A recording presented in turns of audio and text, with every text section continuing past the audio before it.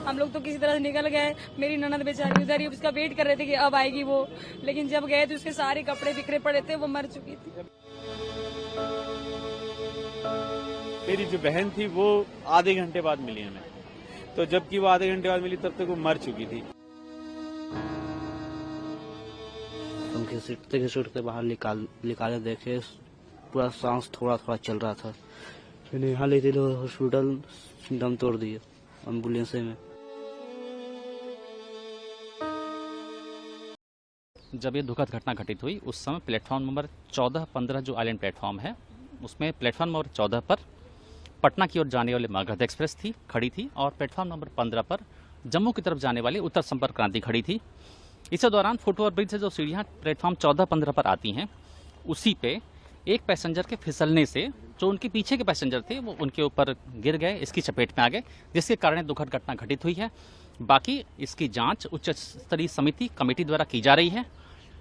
इस दौरान मैं इतना फिर से बताना चाहूंगा, कोई ट्रेन ना तो कैंसिल की गई थी और ना किसी ट्रेन का प्लेटफॉर्म बदला गया था। सर, ये जो बात बार बार कही गई कल कि ट्रेन कैंसिल होने की वजह से भीड़ अचानक से जमा हो गई और उसके बाद प्लेटफॉर्म बदलने की भी घोषणा हो गई, क्या ये बातें हुई हैं? देखिए, ऐसा नहीं है, मैं फिर से कह रहा हूँ, ना कोई ट्रेन कैंसिल की गई थी और ना ही किसी ट्रेन का प्लेटफॉर्म बदला गया था। आप लोगों की शुरुआती जांच में क्या सुरक्षा में चूक की भी कुछ? देखिए, मैं आपसे फिर बताऊं, अभी कुछ भी इस पर कुछ भी कमेंट करना जल्दीबाजी होगी। इस घटना की जांच उस स्तरीय समिति द्वारा की जा रही है, तो let that committee give the report and give their findings. अभी क्या स्थिति है प्लेटफॉर्म? अभी प्लेटफॉर्म पर स्थिति पूरी तरह सामान्य है, सभी ट्रेन अपने सामान्य समय से चल रही हैं।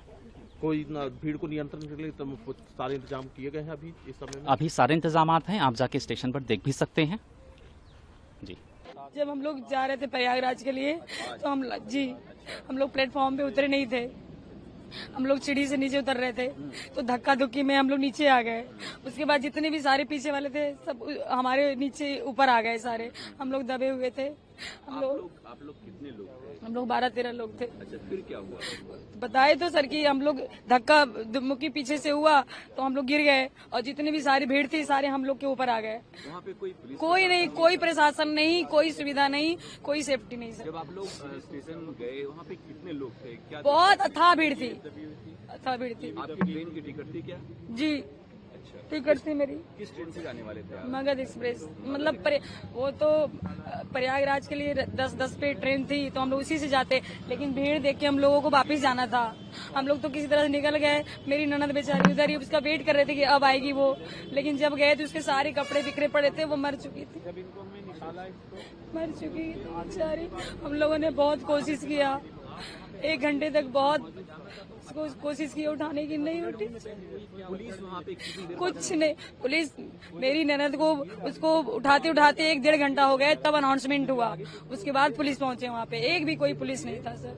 स्टेशन पे था, हम लोग 12 लोग करीब जा रहे थे। कहाँ जा रहे थे? कुंभ के लिए जा रहे थे, प्रयाग के लिए, लेकिन हम ये रात को 10:10 की ट्रेन थी, प्रयाग एक्सप्रेस, लेकिन हम तो प्लेटफार्म तक पहुंच ही नहीं पाए, पहले ही जीने पर ही डेथ हो गई। जीने पे सर नीचे से उतर रहे थे तो पीछे से भीड़ आई, तो भीड़ में जो आगे कुछ गिरे होंगे लोग उसमें दब गए वो। भीड़ मतलब क्या अचानक से धक्का देने लगी क्या? हाँ, धक्का थी, भीड़ बहुत ज्यादा थी सर, बहुत ज्यादा भीड़ थी और उसी भीड़ में वो दब गए। फिर क्या हुआ? आप लोग कैसे वहाँ से निकले?